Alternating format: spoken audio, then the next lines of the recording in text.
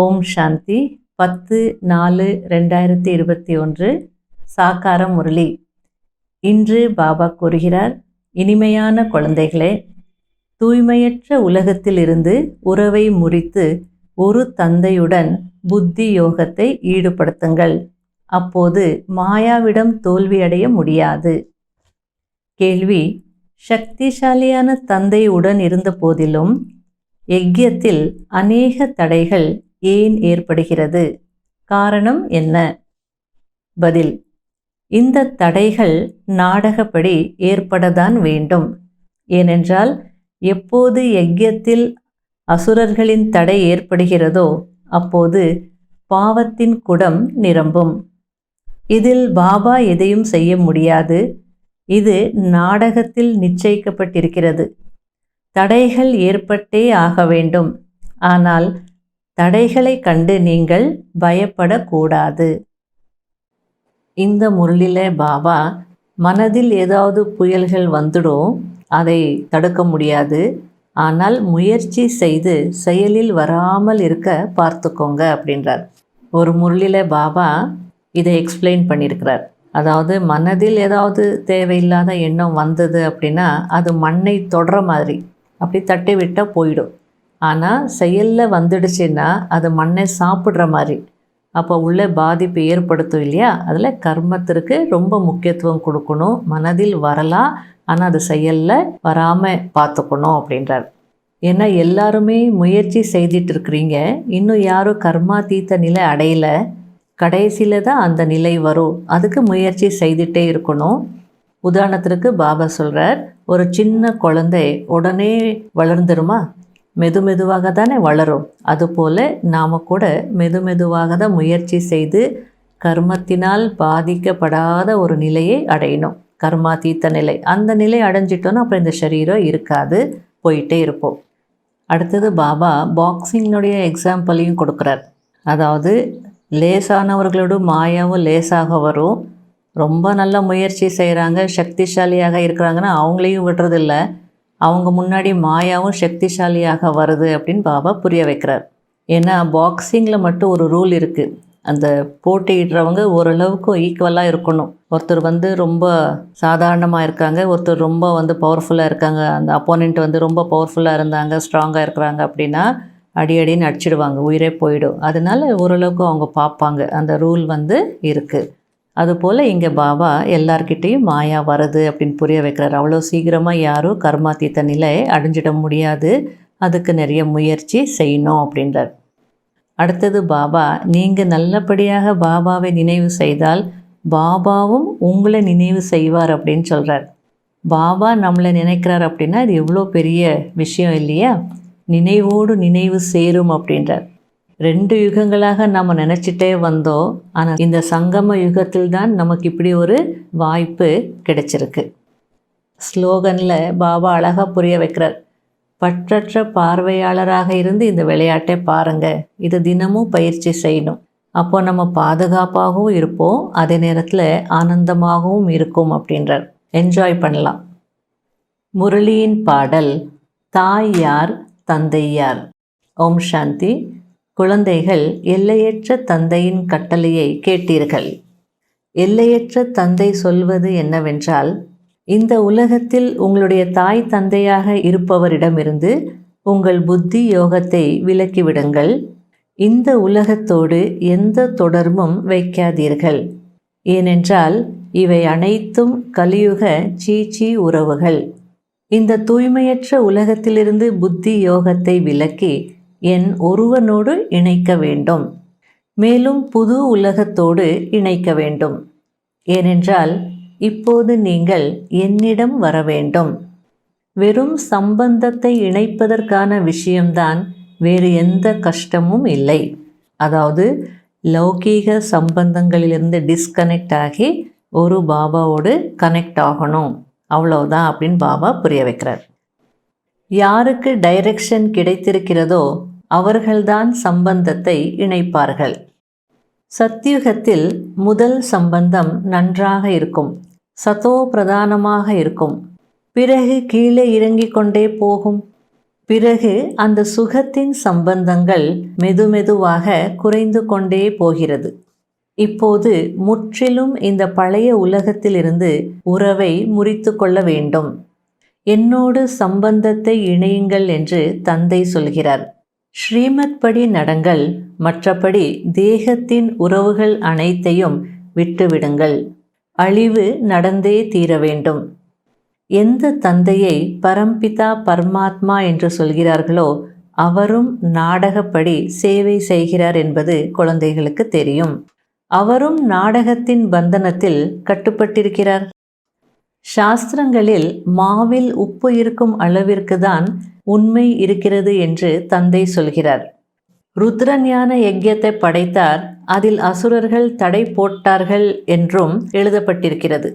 இப்போது சாஸ்திரங்களில் எது உண்மை எது பொய் என்பது உங்களுக்கு தெரியும். இந்த ருத்ரஞான யாகத்தில் தடைகள் நிச்சயம் ஏற்படும் என்று பகவான் சுயம் தானே சொல்கிறார். இது நாடகத்தில் நிச்சயிக்கப்பட்டிருக்கிறது.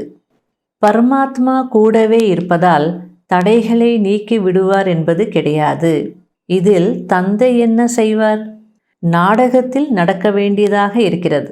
இவர்கள் அனைவரும் தடை போட வேண்டும். அப்போதுதானே பாவத்தின் குடம் நிறையும்.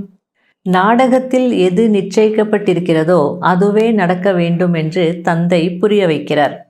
அசுரர்களின் தடை நிச்சயம் ஏற்படும்.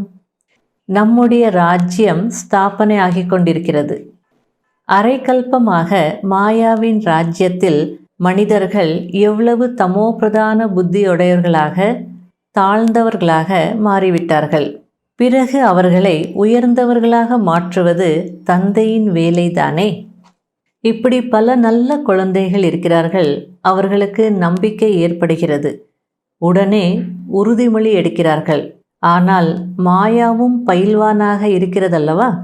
மனதில் ஏதாவது புயலை கொண்டு வந்து விடுகிறது. இருந்தாலும் முயற்சி செய்து செயலில் வராமல் பார்த்து கொள்ள வேண்டும். அனைவரும் முயற்சி செய்து கொண்டிருக்கிறார்கள். கர்மாதீத்த நிலை இன்னும் ஏற்படவில்லை. முயற்சி செய்து செய்து கடைசியில் கர்மாதீத்த நிலை ஏற்படும். பிறகு இந்த சரீரம் இருக்காது. எனவே நேரம் எடுத்துக்கொள்கிறது. ஏதாவது தடை ஏற்படுகிறது. சில இடங்களில் மாயா தோல்வியடைய வைத்து விடுகிறது. குத்து சண்டை அல்லவா? தந்தையின் நினைவில் இருக்க விரும்புகிறார்கள், ஆனால் இருக்க முடிவதில்லை. சின்ன குழந்தை எப்படி மெதுமெதுவாக வளர்கிறது, அதுபோல இதிலும் நேரம் எடுக்கிறது.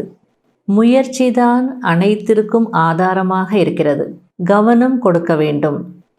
நாங்கள் எப்படியாவது தந்தையிடம் இருந்து அவசியம் ஆஸ்தி அடைவோம், நிச்சயம் மாயாவை எதிர்ப்போம் என்று உறுதிமொழி கொடுக்கிறார்கள். மாயாவும் குறைந்தது கிடையாது. லேசானவர்களிடம் லேசான ரூபத்தில் வருகிறது. சக்திசாலியின் முன்னால் சக்திசாலியாக வருகிறது. இதுவரை நீங்கள் எதை படித்திருக்கிறீர்களோ அவை அனைத்தையும் மறந்து விடுங்கள் என்று தந்தை சொல்கிறார். அதனால் யாருக்கும் சத்கதி கிடைப்பதில்லை. ஏதோ அற்பகால சுகம் கிடைத்து வருகிறது. சதா சுகம் கிடைக்கும் என்பது சாத்தியமில்லை. நாம் இந்த படிப்பை படித்து சூரியவம்ச மகாராஜா மகாராணி ஆக வேண்டும் என்பதை குழந்தைகள் அறிவீர்கள். உயர்ந்த பதவி பெற வேண்டும் என்றே அனைவரின் உள்ளமும் விரும்புகிறது. அதற்கான முயற்சியும் நடக்கிறது.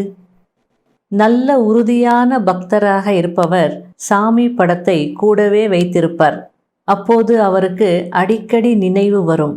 அதுபோல திரிமூர்த்தி படத்தை கூடவே வைத்திருங்கள் என்று பாபாவும் சொல்கிறார். அப்போது அடிக்கடி நினைவு வரும். தந்தையை நினைவு செய்வதன் மூலம் நாம் சூரிய வம்சத்தில் வந்துவிடுவோம். அறையில் திரிமூர்த்தியின் படத்தை மாட்டி வைத்திருந்தால் அடிக்கடி பார்வை அங்கு போகும். காலையில் எழுந்தவுடன் பார்வை அதன் மீது படும். நினைவு அடிக்கடி மறந்து விடுகிறது என்று எந்த குழந்தைகள் நினைக்கிறார்களோ அவர்களிடம் சித்திரங்களை முன்னால் வையுங்கள் என்று தந்தை அறிவுரை கொடுக்கிறார். அப்போது தந்தையும் ஆஸ்தியும் நினைவிற்கு வரும். ஆனால் பிரம்மாவை நினைவு செய்யக்கூடாது. இணைத்து வைக்கிறார் என்பதற்காக புரோக்கரை யாரும் நினைவு செய்வதில்லை. நீங்கள் சிவபாபாவை நல்லபடியாக நினைவு செய்தால் பாபாவும் உங்களை நினைவு செய்வார். நினைவோடு நினைவு சேரும். கோவில் யாரிடமும் போகாது. கோவிலின் தேவதைகள் கவர்ந்து இழுக்கிறார்கள். சிவபாபாவும் இழுக்கிறார். நம்பர் 1 சிவபாபா, பிறகு 2ஆம் நம்பரில் இந்த பிரம்மா சரஸ்வதி இழுக்கிறார்கள். நாம் தேவதையாகிக் கொண்டிருக்கிறோம். பிறருக்கும் வழி சொல்ல வேண்டும். இப்போது இதுதான் உங்களுடைய தொழிலாக இருக்கிறது. மற்ற அனைவரும் காட்டிற்கு அழைத்து செல்பவர்கள். நீங்கள் காட்டிலிருந்து வெளியே கொண்டு வந்து பூந்தோட்டத்திற்கு அழைத்து செல்கிறீர்கள். சிவபாபா வந்து முட்களை மலர்களாக மாற்றுகிறார். நீங்களும் இந்த வேலை செய்கிறீர்கள். லட்சியம் உயர்ந்தது. யார் எப்படிப்பட்ட டீச்சரோ அவர் அப்படியே சேவை செய்கிறார். அனைவருக்கும் ஒரே மாதிரி டீச்சர் கிடைக்க முடியாது. கர்மத்தை செய்து கொண்டே தந்தையை நினைவு செய்யுங்கள் என்று தந்தை சொல்கிறார். புத்தியின் யோகம் அங்கே தொங்கிக் கொண்டிருக்க வேண்டும். அப்போது மிகுந்த நன்மை ஏற்படும். யார் செய்வார்களோ அவர்கள் அடைவார்கள். யோகத்தினால் ஆயுள் அதிகமாகும். நினைவு யாத்திரையினால் நோயற்றவராக ஆக வேண்டும் எனும் போது நாம் ஏன் தந்தையின் நினைவில் இருக்கக்கூடாது? சரியான விஷயம் என்றால் ஏன் முயற்சி செய்யக்கூடாது? கடைபிடிக்க வேண்டிய முக்கியமான சாராம்சம். முதல் பாயிண்ட், மாயாவின் குத்து சண்டையில் ஒருபோதும் தோல்வியடையக்கூடாது என்பதில் கவனம் இருக்க வேண்டும். போன கல்பத்தினுடைய நினைவினால் உங்கள் மனநிலையை உருவாக்கி கொள்ள வேண்டும். மகிழ்ச்சியாகவும் அமைதியாகவும் இருக்க வேண்டும். 2வது பாயிண்ட், தனக்கு நன்மை செய்து கொள்வதற்கு ஸ்ரீமத் படி நடக்க வேண்டும். இந்த பழைய உலகத்தில் இருந்து உறவை முறித்து கொள்ள வேண்டும். மாயாவின் புயலில் இருந்து தப்பித்து கொள்வதற்கு படங்களை முன்னால் வைத்து தந்தை மற்றும் ஆஸ்தியை நினைவு செய்ய வேண்டும்.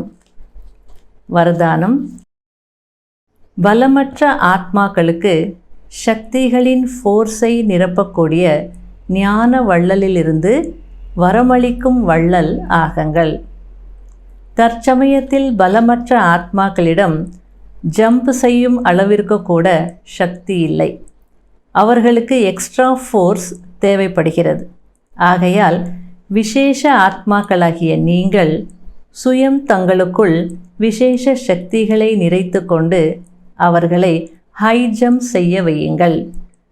அதற்கு ஞான வள்ளலாக இருப்பதன் கூடவே சக்திகளின் வரமளிக்கும் வள்ளலாகவும் ஆகுங்கள். படைப்பவரின் பிரபாவம் படைப்பின் மீது ஏற்படுகிறது. எனவே வரமளிக்கும் வள்ளலாகி உங்கள் படைப்பிற்கு அனைத்து சக்திகளின் வரத்தை கொடுங்கள். இப்போது இந்த சேவை அவசியமாக இருக்கிறது. ஸ்லோகன், சாட்சியாக இருந்து ஒவ்வொரு விளையாட்டையும் பாருங்கள். அப்போது பாதுகாப்பாகவும் இருப்பீர்கள், மேலும் ஆனந்தமாகவும் இருக்கும். ஓம் சாந்தி.